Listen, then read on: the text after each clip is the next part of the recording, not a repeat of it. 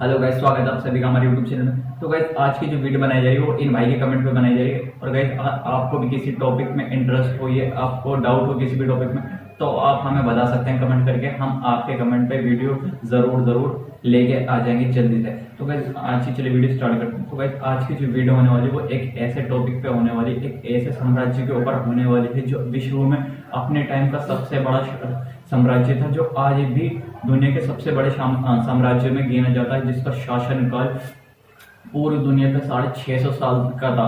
और गाइस, जिसकी जड़ें यानी जिस शासन की जड़ें पूरे विश्व के बहुत सारे यानी पूरे 44 साम्राज्य 44 देशों पर फैली हुई थी। यानी बहुत ही बड़ा साम्राज्य था जिसने पूरे विश्व के पे बहुत ही ज्यादा जल्दी से और बहुत सारे देशों पे उसने अपना प्रभुत्व जमा किया था। जी गाइस, जी हाँ गाइस, आप सही समझ रहे हैं। आज के हम इस वीडियो में आपको बताने वाले हैं ऑटोमन एम्पायर के बारे में।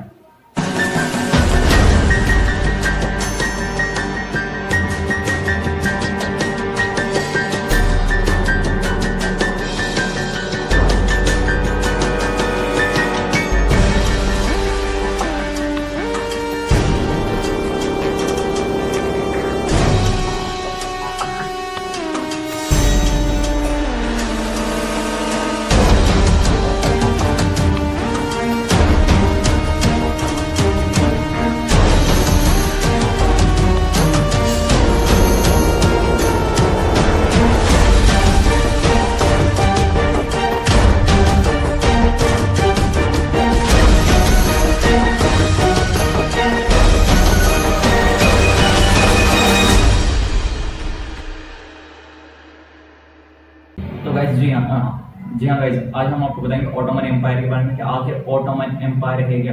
गाइस, आपने ऑटोमन एम्पायर के ऊपर सीरियल्स देखे होंगे, जैसे कि अर्तुगरुल गाजी, उस्मान गाजी के, ये महमूद के ऊपर के वो सीरियल्स देखेंगे। तो गाइस, आज के इस वीडियो में हम आपको यही बताने वाले हैं कि ऑटोमन एम्पायर की नींव आखिर किसने रखी, कब रखी, और इसका शासनकाल कितने से कितने साल तक चला और कितना बड़ा शासनकाल था, इसका अंतिम राजा कौन था, और आखिर सबसे मेन चीज कि इतना बड़ा साम्राज्य जो इतने सालों से चलता आ रहा था कि उसके पतन होने यानी उसके खत्म होने का रीजन क्या, तो किस तरीके से वो खत्म हो चुका है और क्यों खत्म हुआ है, ये बताते हैं अपनी इस वीडियो में। चलिए स्टार्ट करते हैं। तो गाइस, सल्तनत उस्मानिया ऑटोमन एम्पायर, जिसको हम तुर्क सल्तनत भी कहा जाता है, ये सदियों से कायम रहने वाली एक बड़ी सल्तनत थी, जिसमें उसने यूरोप, मध्य पूर्व, उत्तर अफ्रीका के बड़े हिस्से पर हुकूमत की थी।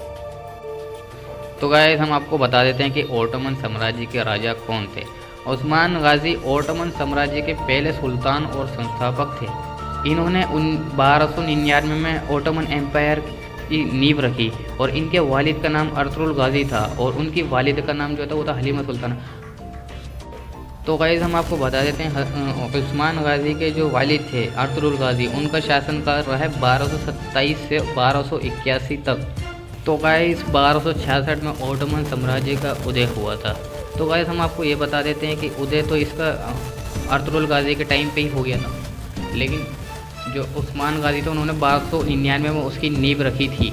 गाइस, हमने आपको बता दिया है कि ओटोमन एम्पायर में सबसे पहले संस्थापक जो थे उस्मान गाजी, उन्होंने 1299 में ओटोमन एम्पायर की नींव रखी। तो जो मैन है वो 1266 में इसकी इतनी तेज़ गति से वृद्धि हुई और ये इतना तेज़ी से फैलता गया और इतनी तेज़ी से ये फैला कि अर्तुगरुल गाजी ने जो इसका शासनकाल था वो एक चोटी तक पहुंचा दिया था। गाइस, हम आपको बता रहे हैं ओटोमन एम्पायर कितने देशों में फैला हुआ था और कहाँ तक की इसकी सीमा लगती थी। चलिए गाइस, वीडियो में चलते हैं। और तो गाइस, हम आपको बताते हैं कि ओटोमन साम्राज्य कहाँ से आया था। ओटोमन साम्राज्य की स्थापना जो थी वो आधुनिक तुर्की के स्थान जिसका नाम है अनातोलिया में हुई थी। तो गाइस, हम आपको बता देते हैं ओटोमन साम्राज्य में आखिर कितने देश शामिल थे। ओटोमन साम्राज्य का विस्तार 3 महादेशों में था।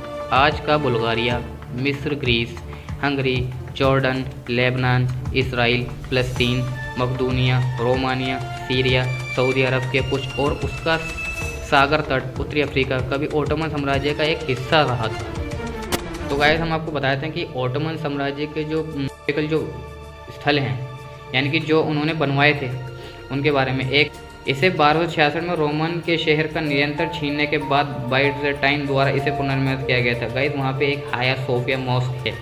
इसका इतिहास अगला महत्वपूर्ण बदलाव 1453 शुरू में हुआ था, जब तुर्क शासक फतेह सुल्तान महमद ने हागिया सोफिया को मस्जिद में बदल दिया। तो गाइस हम आपको बताते हैं इस्तांबुल की दूसरी मस्जिद के बारे में, जिसका नाम है ब्लू मॉस्क, यानी कि नीली मस्जिद। इस्तांबुल में ब्लू मस्जिद, जिसके आधिकारिक नाम सुल्तान अहमद मस्जिद भी है, इसको सुल्तान अहमद मस्जिद के नाम से भी जाना जाता है। तो गाइस हम आपको बताते हैं इस्तांबुल में आखिर कितनी मस्जिदें मौजूद हैं। तुर्की के सबसे बड़े शहर में 3000 से अधिक ऐसे पवित्र स्थल हैं, जिनमें विशाल मैदानों पर भव्य इमारतों से लेकर शहर की सड़क के ठीक बाहर साधारण लकड़ी की इमारतें भी शामिल हैं। जैसे कि हम आपको बता देते ये पूरे 600 साल तक इसने पूरे विश्व में राज करा। और गाइस हमने आपको बता दिया कि इसकी सीमाएं कहाँ तक लगी हुई थी, इसकी नींव किसने रखी, अर्तुगरुल लगा दी और उसके बेटे ने। और हमने ये भी बता दिया कि मतलब इनके डिटेल्स बता दिए, सुल्तानों के नाम बता दिए कि इसमें 36 सुल्तान रह चुके हैं अब तक। तो गाइस और हमने आपको इसकी मस्जिदों के बारे में बता दिया। और अब हम आपको बताने वाले इसके पतन के बारे में कि आखिर उस्मानिया सल्तनत जो इतनी बड़ी सल्तनत थी, तो उसका अंत आखिर क्यों हुआ, किस तरीके से हुआ, हमने आपको बता दिया। कि गाइस अब हम इसके ये 600 साल तक राज करने के बाद गाइस इसके जो सबसे आखिरी सुल्तान मतलब आखिरी ताकतवर जो सुल्तान थे वो माने जाते हैं सुलेमान शाह। सुलेमान शाह उस्मानी सल्तनत के सबसे ताकतवर आखिरी सुल्तान माने जाते हैं, सबसे ताकतवर, यानी उनके बाद भी सुल्तान है लेकिन वो सबसे ताकतवर आखिर माने जाते हैं। उनके बाद उस्मानिया सल्तनत कमज़ोर होनी शुरू हो चुकी थी, फिर मतलब कमज़ोर होनी शुरू हो चुकी थी और उसके कुछ टुकड़े अलग होने लगे थे, यानी उस्मानी सल्तनत उसके बाद थोड़ी थोड़ी टूटने लगी थी, छोटी छोटी होने लगी थी। और गाइस उसके बाद उस्मानी सल्तनत को जो अंत हुआ वो हुआ 1922 में, जो इसके आखिरी सुल्तान थे महमद थे, जिन जो आखिरी सुल्तान थे, और जिसमें 1922 में इसका अंत हो चुका था। और गाइस इसका अंत का कारण ये माना जाता है कि एक तो इसके बहुत सारे टुकड़े हो चुके थे, यानी टूट चुकी थी, जो शासक थे बहुत कमज़ोर हो चुके थे, वो अपनी इतनी बड़ी अपने इतने बड़े साम्राज्य पे ढंग से काबू नहीं कर पाए। और जो उनके ठग थे और जो उनके मतलब जासूस थे, उन्होंने उस साम्राज्य का अंत कर दिया। लेकिन जो दूसरा सबसे बड़ा रीज़न जो है वो गाइस है प्रथम विश्व युद्ध का होना, यानी प्रथम विश्व युद्ध जब 1914 से 1918 के बीच में चला, जिसमें एक तरफ मित्र राष्ट्रीय थे, दूसरी तरफ केंद्रीय राष्ट्रीय थे। तो केंद्रीय राष्ट्रीय में ये उस्मानिया सल्तनत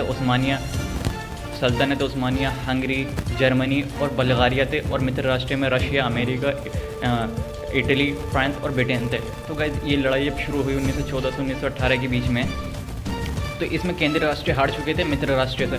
तो गाइस इसने जब केंद्रीय राष्ट्रीय हार चुके थे, तो अमेरिका यानी जो सुपर पावर था उस टाइम का, तो उसने सल्तनत उस्मानिया का अंत कर दिया था और इसका विघटन कर दिया था। गाइस इसको जो ना एक 44 देशों को उससे अलग कर दिया गया था 1922 में, और इस पर एक सेंसरशिप लगा दी कि जो सल्तनत उस्मानिया है, यानी जो टर्की यानी तुर्की जो है, वो अपनी ज़मीन से 100 साल तक न तेल निकाल सकता, न खनिज निकाल सकता, वो कुछ भी आयातें नहीं बेच नहीं सकता निकाल के किसी भी दूसरे देश को।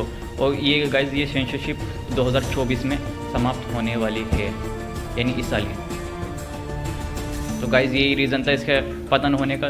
सबसे बड़ा जो रीज़न था वो यही था कि अमेरिका ने इसका पतन करा था, क्योंकि उसे लगता था ये सल्तनत उस्मानी बहुत बड़ी पावर, ये विश्व शक्ति बन सकती है, इस वजह से उसने इसका पतन कर दिया। अगर आपको हमारी इस वीडियो से थोड़ी बहुत भी नॉलेज बढ़ी हो, थोड़ी बहुत भी आपकी इन्फॉर्मेशन में वृद्धि हुई हो, तो आप हमारी वीडियो को लाइक करें, चैनल को सब्सक्राइब करें। मिलते हैं किसी नेक्स्ट वीडियो में, किसी नेक्स्ट टॉपिक पे। Bye bye tata. Bye bye tata. Detail